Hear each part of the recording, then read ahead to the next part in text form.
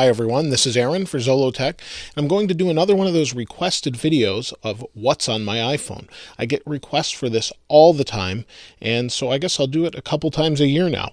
So you saw what was on my iPad if you've been following. A couple days ago I did this, or a couple weeks ago, depending on when you're watching this, but basically I showed what's on my iPad, and as you can see, here's my iPhone. So on my front screen, you can see I have the typical apps I've had for quite some time, and I actually have the podcast app from Apple. They've updated it, and I've used it for a little while, and it's pretty nice. It works really well, and it's been newly updated, so it's not quite as skeuomorphic, or it doesn't really look like it's something real world that it's not, meaning they used to have this little reel-to-reel tape thing. Let me go here, tap on this, turn the volume all the way down. You used to be able to tap on this and you'd have a reel-to-reel tape. That's gone, and we have this nice new interface. So maybe that's one of those little hints towards iOS 7. It's hard to say, but Apple does make this app. And it's great for podcasts. I listen to all these different ones on and off, different podcasts, and definitely worth checking out. It's free, so if you don't like it, no big deal. So one of the apps I really said I liked on the iPad is Day One. Day One is a note app, or really more of a journaling app that takes photos, will kind of geolocate you and tell the weather for the day. So when you go back and look at that, you've got that whole thing there and all that information about that day.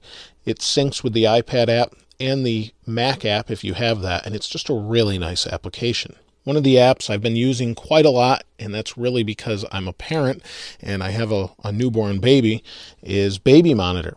Baby Monitor is a $4 app. Now you could use this for other things too, but it's Baby Monitor, and you can, well, not rate them right now, but you have the Video Baby Monitor and an alert call. So under Video Baby Monitor, you can make this a child unit or a parent unit, and it uses Wi-Fi or Bluetooth. So if you're at someone else's house and you only have Bluetooth, you can use that. Now the catch is you need another iPhone, iPod Touch, iPad, or whatever you have lying around. So in this case, I use my iPad. Sometimes this is my iPad mini, and we can turn this on. So maybe you have an iPad around, and that's the weather app. Let's minimize that here. Maybe you have an iPad around that you use or don't use. We'll make this the parent unit, or rather the child unit. So now it's on. It has video and audio. You can talk back to them. So we'll turn it on here. We'll make this the parent unit. It'll take a second. And you can see it's seeing what the camera on the iPad sees, which is me. So it works pretty well. You can see there's audio. You can change the camera you're using, and it works really well. Now it's just looking up at the lighting. And if I close the cover, it does stay awake.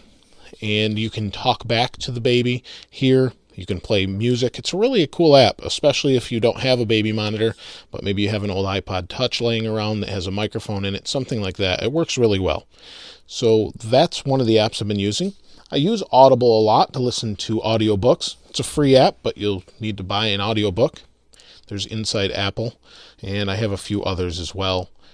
The Steve Jobs biography, Mockingjay, Beyond Band of Brothers, a lot of different style books, but it's a really great app. The app's free, but again, you have to have a subscription, or you can buy the books, the audiobooks. Here's some obvious ones that you may or may not have: Google Maps, Skype, LinkedIn, and that's the newer apps are over here that I try out. So Google RSS Reader went away. I actually didn't really use it too much, but I do like to watch news or find news here, and I normally use Pulse, but I thought I'd try something else like Feedly. Pretty interesting app here. And I haven't signed in, but it's a different way of looking at news. Here's some information from The Verge, and you can flip through it this way, open an article. It works really well, really fast, and it's free, so definitely check that out. Scribblenauts is a great game. I've had it for some time, but I haven't played it really. My kids play it, and I thought maybe I'd try it out, see what it's like. Flashlight is a tool I use. SoundCloud, I've been listening to a lot of music lately from different indie artists that make music on SoundCloud. Just really been listening to a lot of that. And I kind of categorize everything here so you can see some of the games I have.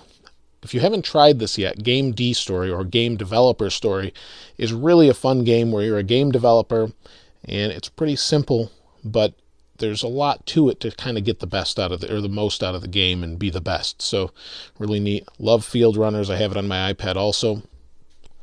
And just some basic things. Grocery IQ. If you get groceries, maybe you're married or your girlfriend or whatever asks you to get groceries. What you can do here is, this was a quick thing to get some stuff for tacos.